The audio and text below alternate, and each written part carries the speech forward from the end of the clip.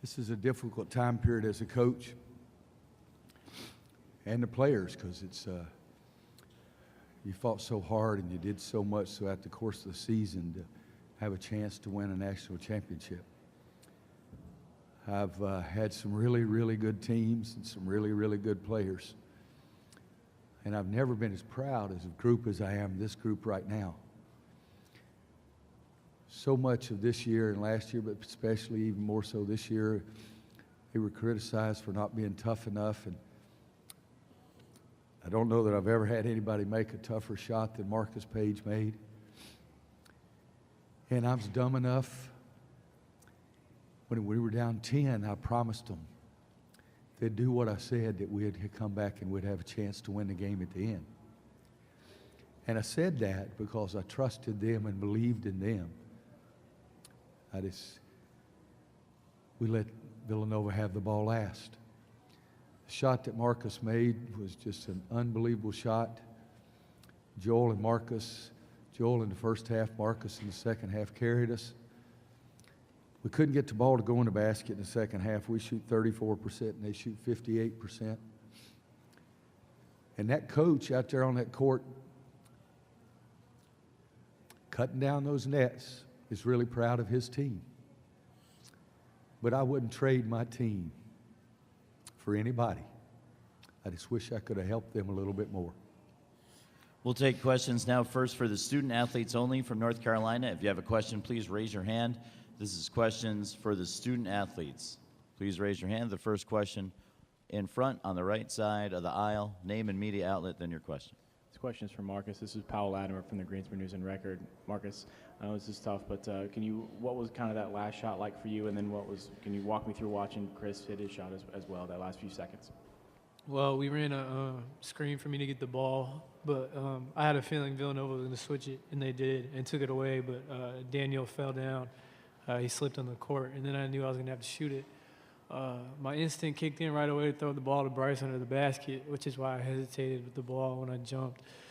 But then, obviously we needed 3, so I just wanted to have the ball in my hands in that situation. And I told the team when I made the shot, when we went to overtime, we got 4.7 seconds to play defense, and this game is ours, because no matter what, we were going to win the overtime, because that's just how the game was going to go. We had clawed back from down 10, and what Coach told you is absolutely right. At that point, we believed we were going to win. We just needed 4.7 seconds of defense. It didn't work out. Chris is their best three-point shooter, and he got a pretty clean look for whatever reason. But, there's 75 possessions in a game, and they just happened to get the last one and make the shot. Continuing with questions for the Tar Heels student athletes. If you have a question, please raise your hand. Any further questions for the student athletes from North Carolina? There's one in the second row. Carlos Galazo, Daily Tar Heels. Joel, could you just talk a little bit about what it was like watching Marcus in the second half kind of will the team back into this one? Yeah, it was special. Marcus is a great player. I enjoy playing with him.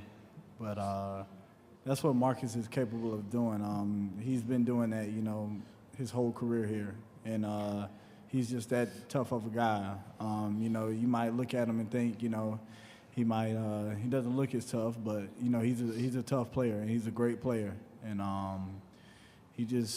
he stepped up, and that's what we needed. And especially, with him, being a senior, and that was his last game, he did a great job, and it helped us. All the way up front on the left side, Ken. Ken Davis, Today's You. Marcus, you've talked about legacy, and I just wondered, how does that feel now? And also just talk about when you got down by 10, what was going through your mind? Is this just you just saying, this is my time? No, I kept telling the team that, there's a lot of game left. We've been down before and made runs, so I felt a little bit of dejection from our team, and I just kept telling the guys every time. Coach tells us every free throw to sprint down to the other end, huddle up, and get together. And we just kept telling each other that, we've come too far to not fight back. There's no reason to not leave everything you have on that floor, because tomorrow all we do is get on a plane and go home, either way. So, we knew we could fight back, and we did. In terms of legacy, it's hard to think about that. The fireworks go off, and you want that to be your moment. And as bad as you guys have won anything in your life, you don't know how much our team wanted this game, and we just came up a little bit short. Next question's on the right side of the aisle, toward the back. Christy Reekin from the Associated Press. Marcus, can you just kind of talk about the tough shooting y'all had in the entire second half and what was going on, you think, there? Yeah, I mean, they're a terrific defensive team. So starting there, they challenge every shot. They don't make very many mistakes. But we also missed a bunch of shots at the rim. I can think of a couple times where I got all the way to the paint and the ball rimmed out. Or, we got the ball exactly where we wanted to and missed a tip in. So, you can't have those back. And, those end up changing the complexion of the entire game when you look at the last possession. But, sometimes that's the way the ball bounces. You got to give them credit for shooting, 50%? Over 50% in the second half. And, we only shot in the 30s. So it's the way the ball goes sometimes. To the center of the room. This is for Marcus. It's Kiera Luck from Black Sports Online. Marcus, this season has been incredible for you, and I know this is emotional being the last time you'll wear that jersey. Over the last 4 years, what does this last game mean to you? Well, the whole 4 years means the world to me. I wouldn't trade any of the losses, any of the games.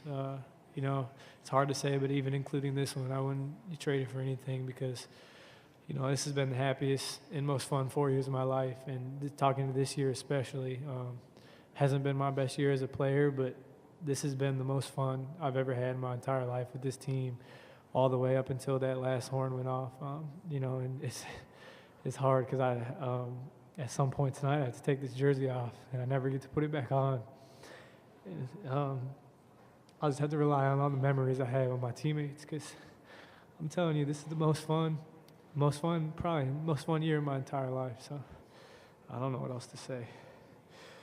We have time for one final question for the student athletes from North Carolina, if there is one. If you have a question, please raise your hand. Let's go back to the right side of the aisle for the last question.